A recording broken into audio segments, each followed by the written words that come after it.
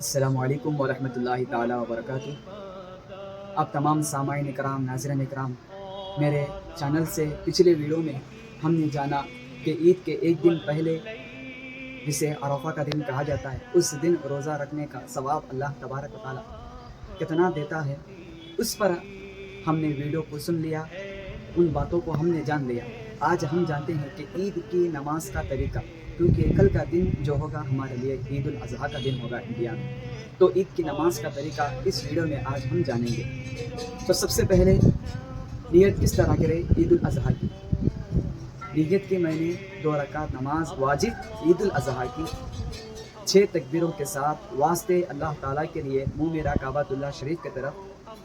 پیچھے اس امام کے، جس کے امام کے پیچھے آپ نماز پڑھ رہے ہیں، تو مقتدی اتنا اور کہے کہ پیچھے اس امام کے اور کانوں تک ہاتھ لے جاتا ہوا، بلند کرتا ہوا اللہ اکبر کہہ کر ہاتھ باندھ لے، اور ہاتھ باندھنے کے بعد ثنا پڑھے، ثنا سبحانک اللہم و بحمدک و تبارک اسمک و تعالی جدک و لا الہ غیرک۔ پھر دوبارہ اللہ اکبر کہہ کر اپنے ہاتھوں کو بلند کریں اور چھوڑ دیں۔ پھر دوبارہ تکبیر کہی جائے گی اللہ اکبر،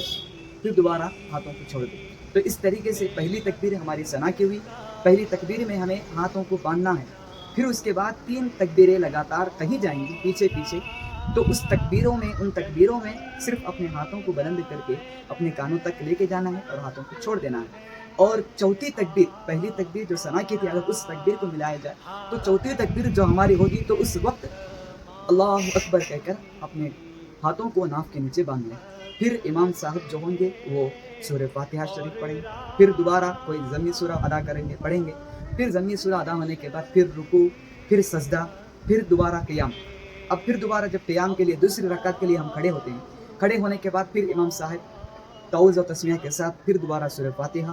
پھر دوبارہ کوئی ضمی سورہ پڑھیں گے، پھر دوبارہ ان تمام صورتوں کے ادا کرنے کے بعد اب جب تکبیر کہی جائے گی، دوسری رکعت کے لیے ہم کھڑے ہو گئے، کھڑے ہونے کے بعد اب ہم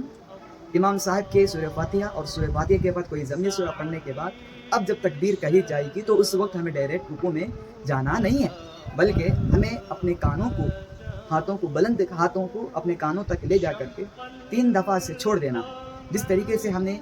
پہلی رکعت میں پہلی تکبیر ہمیں ثنا کے بعد 3 تکبیروں میں اپنے ہاتھوں کو چھوڑ دیا تھا، اسی طرح دوسری رکعت میں سورہ فاتحہ ضمی سورہ کے بعد رکوع میں جانے سے پہلے پھر دوبارہ ان 3 تکبیروں کو دوبارہ ادا کرنا ہوتا ہے، وہ اس طریقے سے کہ دونوں ہاتھوں کو اپنے کانوں تک لے کے جانا ہے اور چھوڑ دینا ہے۔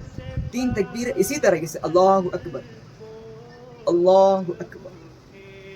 اللہ اکبر، تو اس طریقے سے ہماری 3 تکبیریں ہو گئی۔ اور جب چوتھی تکبیر کہی جائے گی، وہ تکبیر جو ہمیں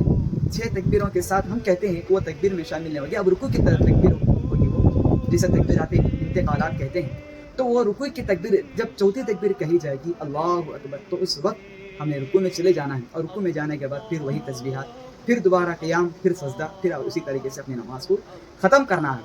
اور اس تمام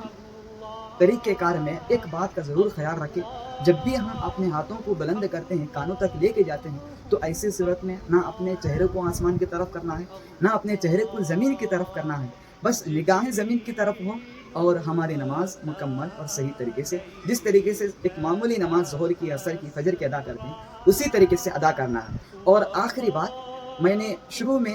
عید الاضحیٰ کی نیت میں نے پڑھی، اور اس نیت کو دوبارہ میں لکھوں گا، اور میں نے انسٹاگرام پر بھی جو ہے لکھ کر میں نے اپنے فوٹو کے ساتھ ظاہر کیا ہے، تو ضرور انسٹاگرام میں جا کر کے اگر کسی کو میرے بولنے میں سمجھ میں نہیں آیا ہو، لفظوں میں اگر تمہیں دیکھ کر خود پڑھ کر کے جاننا ہے، تو میرے انسٹاگرام میں جا کر وہ فوٹو دیکھیے، جس میں صاف صاف لکھا ہوا ہے کہ عید الاضحیٰ کی نماز کی نیت کا طریقہ کس طریقے سے کریں، تو اس میں سے وہاں پر جا کر پڑھ لیجئے۔ السلام علیکم ورحمۃ اللہ تعالیٰ وبرکاتہ۔